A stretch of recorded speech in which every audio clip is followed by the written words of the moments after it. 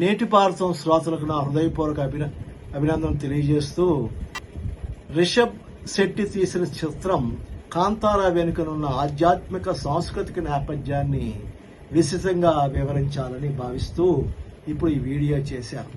అయితే కాంతారా వెనుక దాగి ఉన్న దైవ రహస్యం మరియు భూతకోల యొక్క ప్రాచీన ప్రపంచం ఏమిటి?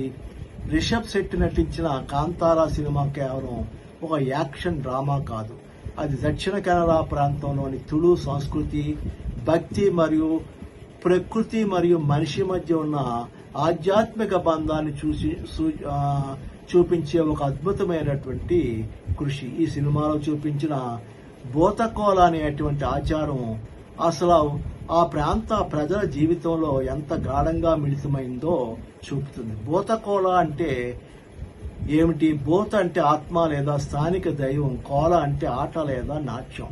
అంటే భూతకోల అంటే ఆత్మల యొక్క ఆట లేదా దైవ నృత్యం అని కూడా చెప్పవచ్చు.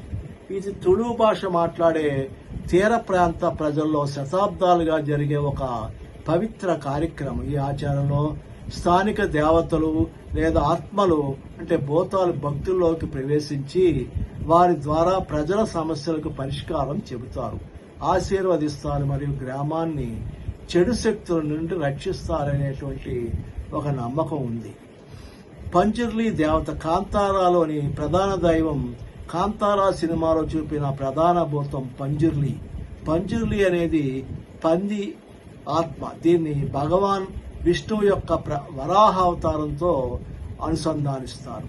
పురాణాల ప్రకారం పంజర్లీ అనేది భూమిని మరియు పంటలను రక్షించేటువంటి శక్తి. గ్రామాల్లో పంజర్లీ దేవతను వ్యవసాయం, పంటలు మరియు వర్షం కోసం పూజిస్తారు. దేవతా నాట్యాలు, త్యాగాలు, భక్తి గీతాలు ఇవన్నీ కలిసి ఒక ఆధ్యాత్మిక ఉత్సవంగా మారుతాయి. గులిగా, కల్లూర్తి, భైరవ, ఇతర భూతాలు.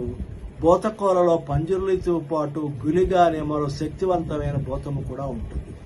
గులిగా అనేది చాలా ఉగ్రమైన శిక్ష విధించేటువంటి ఆత్మ. అయితే రక్షణదాతగాను భావిస్తారు. అతను చెడు మీద శిక్ష వేస్తాడు, సత్యాన్ని కాపాడుతాడు.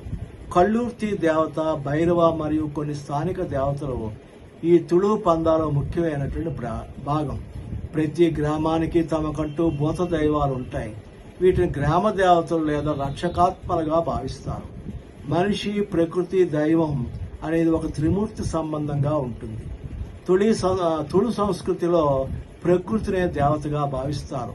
భూమి, అడవులు, జంతువులు ఇవన్నీ భూతాల నివాసాలు. ఇక్కడ దైవారాధన అంటే ప్రకృతిని గౌరవించడం. భూతకోల ఉత్సవాలు ఇలా మనిషి, ప్రకృతి, దేవతల మధ్య ఉన్న సహజ సమతౌల్యాన్ని నిలబెడతాయి. కాంతారా సినిమాలో రిషబ్ శెట్టి సత్యాన్ని సినిమాటిక్ రూపంలో అద్భుతంగా చూపించాడు.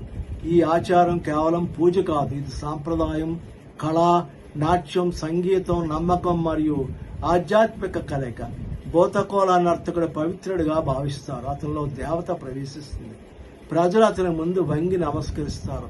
ఆయన మాటలను దైవవాక్యంగా పరిగణిస్తారు. కాంతారా సినిమా ఒక దైవిక అనుభవం. ఇది కేవలం కథ కాదు, అది భారతదేశంలోని ప్రాచీన తుళు పంద జీవన విధానానికి తెరలేపిన అర్థం.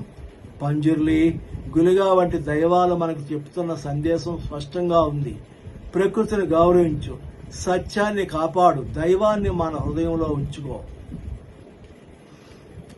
ఈ వీడియో మీకు నచ్చినట్లయితే సబ్స్క్రైబ్ చేయండి, షేర్ చేయండి, కామెంట్ చేయండి. జై హింద్.